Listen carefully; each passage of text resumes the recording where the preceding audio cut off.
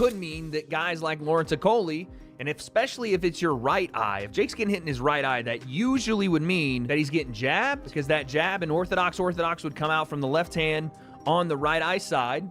And that experience would have been somewhat of a dawn of realization upon Jake Paul that this is actually happening now. So to an extent, I'll be honest, I actually feel sorry for Jake Paul. I mean, I don't. Jake Paul was reportedly knocked out by a heavyweight sparring partner while getting ready for his fight with Anthony Joshua. He later showed a bruised and swollen eye and said it happened during a sparring session with Lawrence Okoli. Good jab. Keep it going. Way too long. There you go. Good round, Jake. Check that. Joey Knight said Jake Paul trained with top heavyweight fighters like Lawrence Okoli, Frank Sanchez, and Jared Anderson. During these sessions, Paul got visible injuries, showing how hard the sparring was. Knight called it Paul's toughest week and explained that the power and skill of these fighters caused serious damage. The bruises left after training showed how tough it is to prepare for a fight with someone as strong as Anthony Joshua. Knight believes this challenge is much harder than anything Paul has faced before, since even controlled sparring with elite heavyweights can cause real injuries and push him to his limits. 5 ranked Lawrence Okoli. That is who Jake Paul has been sparring with over these past few weeks. Trouble finding Hussein Mohammed early on. And a lot of you guys will know this because Jake Paul showed the bruises and marks on his face and said that it was Lawrence Okoli that had done that. And faces don't necessarily tell you how a spar went. Some guy can have blood all over him, he can have a busted up nose, but he still won the rounds in sparring. But I can only imagine that this week has been a very, very humbling experience for Jake Paul. In fact, the past few weeks will have been eye-opening for Jake Paul. A past few weeks where he has sparred the likes of Lawrence Okoli, of Jared Anderson, and of Frank Sanchez as well. And being that I have seen Jake Paul go life and death with Tommy Fury, you can guarantee you that Okoli, that Anderson, and that Frank Sanchez have basically manhandled Jake Paul in there. And that experience would have been somewhat of a dawn of realization upon Jake Paul that this is actually happening now. So to an extent, I'll be honest, I actually feel sorry for Jake Paul. I mean, I don't, because then I remember the 70-odd million that he's reported to be earning at the end of this fight. But you can't deny, right,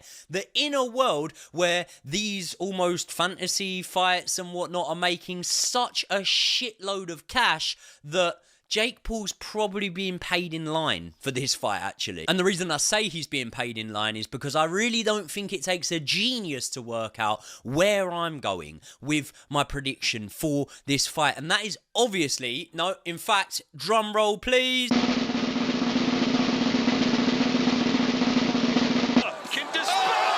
AJ via knockout, obviously, technical knockout, if Jake gets really, really lucky. Jake Paul's choice to spar with top heavyweight fighters has caught a lot of attention from boxing experts and fans. While Paul is known for fighting big names, training for Anthony Joshua has shown how hard this challenge really is. Videos from training show Paul dealing with huge power, revealing weaknesses not seen in his past fights. Boxing analyst Wade says these sparring sessions show a major weakness. Paul was reportedly knocked out in practice, which suggests he has trouble handling the strength and hard punches of experienced heavyweights. This makes people wonder if Paul's confidence truly matches his readiness to face a former champion like Joshua. Let's see here. Question is, which one of those two things is happening? And question is, how is it going down? Because what we know about Anthony Joshua is that he has a nasty lead hook, and he's going to have a reach advantage on Jake, just like Lawrence Okoli does in the gym, which is why Jake has brought him in. So that jab's going to be effective. That lead hand of AJ is going to be effective. How does Jake maneuver around that? And again, you can look at this a couple of ways. One, okay, you get hit with it in camp, so you don't get hit with it in the fight, which is why you bring these heavyweights in. It's why you bring Jared Anderson, Lawrence Okoli, Frank Sanchez in. Or two, there's a massive flaw in what Jake's doing, that he's continually getting hit with this, and the indication that he's getting hit by Okoli means he's going to get hit the same way with Anthony Joshua. I tend to believe a little bit of both, right? You do this so that it doesn't happen, but also how much can Jake really learn and to avoid something that's coming out with the jab or with the lead hook, or just again the distance control and the range of a guy like Okoli and a guy like AJ that Jake just can't make up for. Video of Jake Paul sparring shows him getting hit on the chin many times by heavyweights, leaving clear marks and showing how hard the training has been. Sparring with fighters like Lawrence Okoli is much tougher than anything Paul has faced before. People watching say the power, size, and skill of these fighters are exposing weaknesses in Paul's defense and toughness. 6'4", 6'5". He isn't 250 pounds. He's not a natural heavyweight. And you could say that's an advantage to Jake. He's going to be able to move around a little bit. Again, we'll talk about his feet in a second. But it's more to me the fact that what we're not seeing is the biggest weakness of Jake's, on top of the fact that he's gotten an eye smashed up in sparring. They said Frank Sanchez made his nose look like a crescent moon. We'll get to that in a second.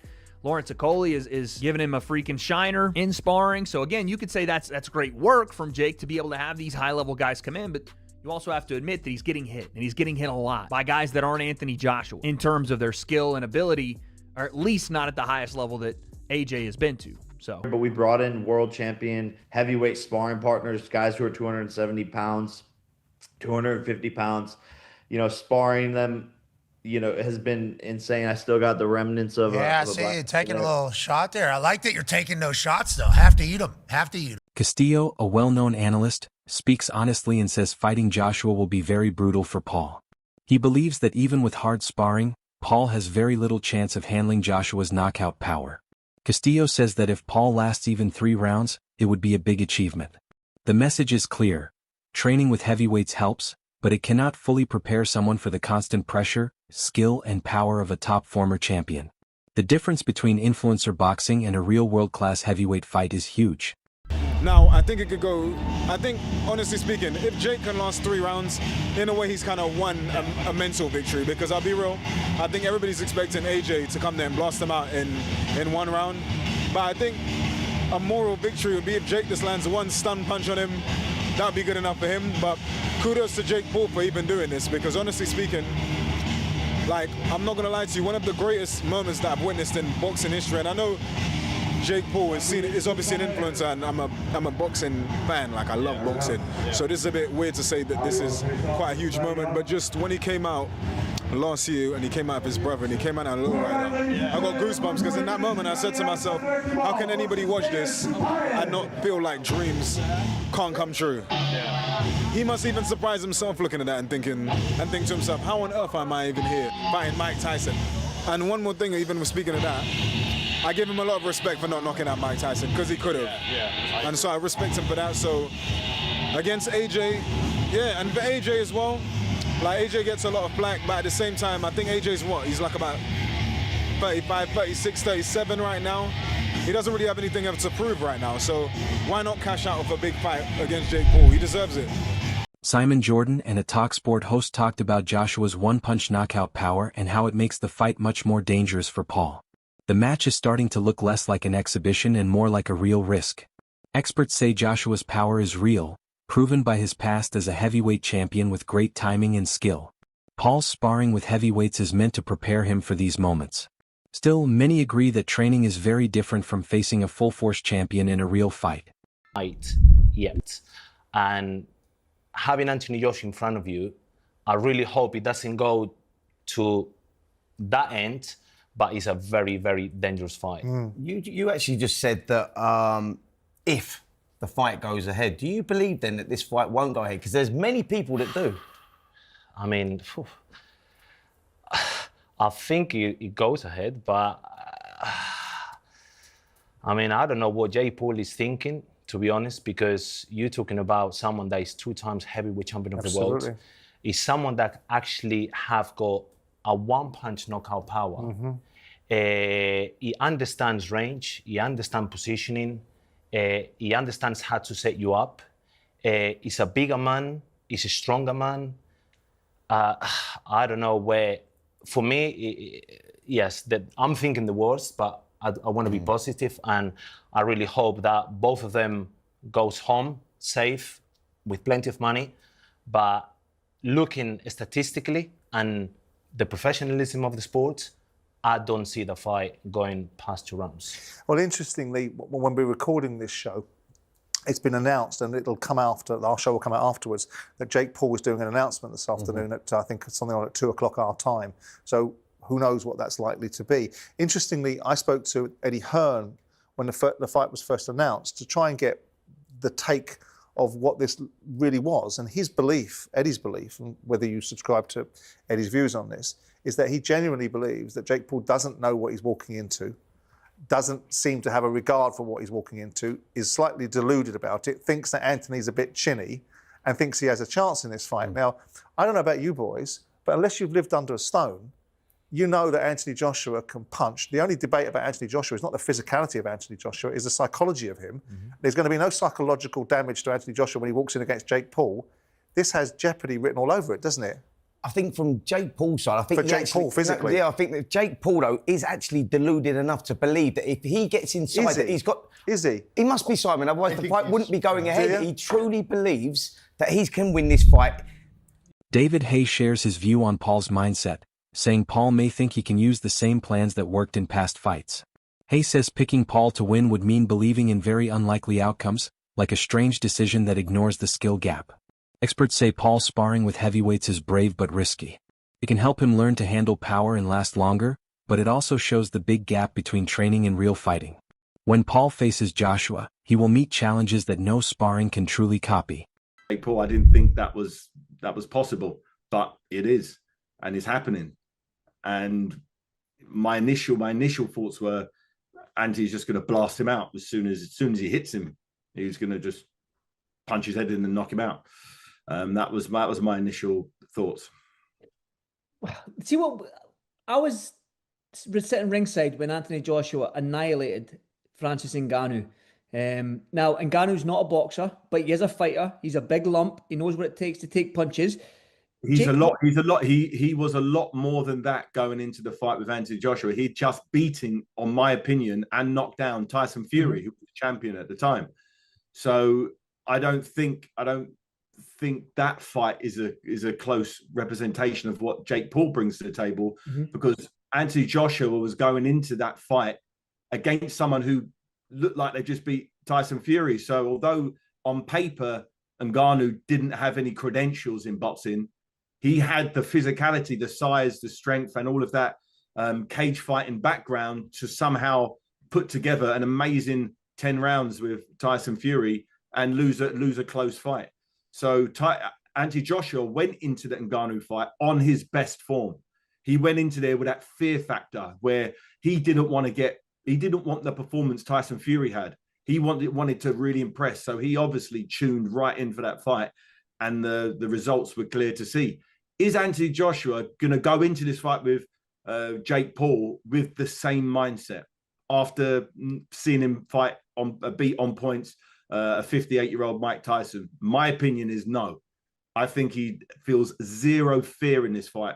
He's in a unique situation where he's going into a boxing ring with someone he doesn't believe deserves to be there. Boxing is not just about taking one punch, but about making smart moves under constant pressure. Each sparring session with heavyweights is meant to build confidence, timing, and quick reactions. However, the raw power of a fighter like Joshua brings dangers far greater than anything Paul has faced before. I'm not an idiot. I know they're getting a lot of money to be there, and it's easy work. But what is in that for Lawrence Okoli, Frank Sanchez, and Jared Anderson? Easy money. I don't know how much he'll be paying sparring partners. I assume to get those caliber of sparring partners in, it's got to be big money. Lawrence Okoli's got a fight coming up. If you're Joe Gallagher, are you go spar Jake Paul? Is that going to help you?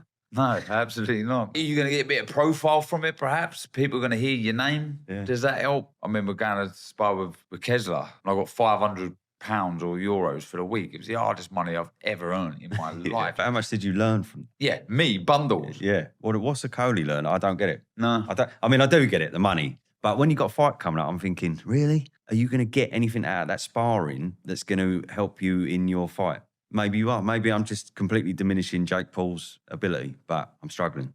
I really am. Fair play to Jake Paul. I mean... And you're right, there's a bit of a conflict there because Joshua used to manage him. Yeah, it was through 258, right? Yeah. But surely they're smashing him to pieces. Surely Jake's going, oh, what the fuck? This is fucking horrible. Every single one of those three fighters there could annihilate him in a round. Yeah, so are they not doing that? I've got so many questions. Barry McGuigan stresses how serious this situation is, saying Paul is moving far beyond entertainment or influencer boxing. He explains that confidence alone cannot make up for the big strength and skill gap against Joshua. Joshua's knockout power is real, and underestimating it could lead to quick trouble. Many experienced experts agree with this view. While Paul's rise in celebrity boxing is impressive, facing a true heavyweight champion is a whole different challenge. Ennis and you got Brian Norman Jr. all in the 154-pound category, so it's a tough division. So it wouldn't at all surprise me if he's unable to win a world title because the opposition is good. But maybe if he boiled down to 147 again, he would have a better chance.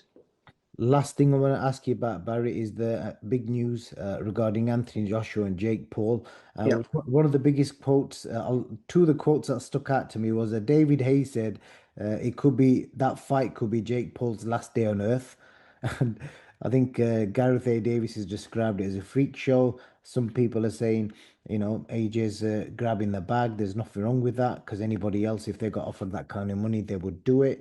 So. And some people are suggesting he might damage his legacy. Where do you sit with the decision of him taking that fight? And it's a professional 8-round fight as well.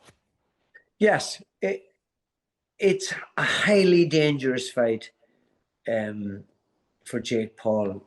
I don't know what he's doing unless they have done some sort of caveat or some sort of agreement that he says he's going to go easy on him or he's not going to go flat out.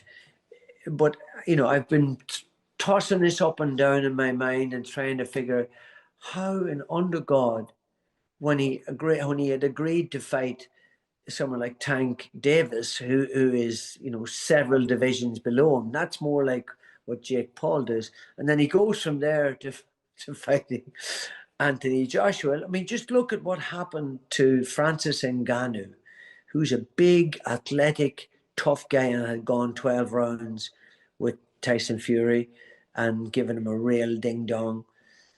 And then he gets absolutely obliterated in a round and a half against Joshua. That shows you, despite the fact that he's been knocked out since by Daniel Dubois, who could knock out anybody, by the way, in any weight division or in any era of the heavyweight division. He's such a powerful guy. He could knock anybody out if he hits them properly. But it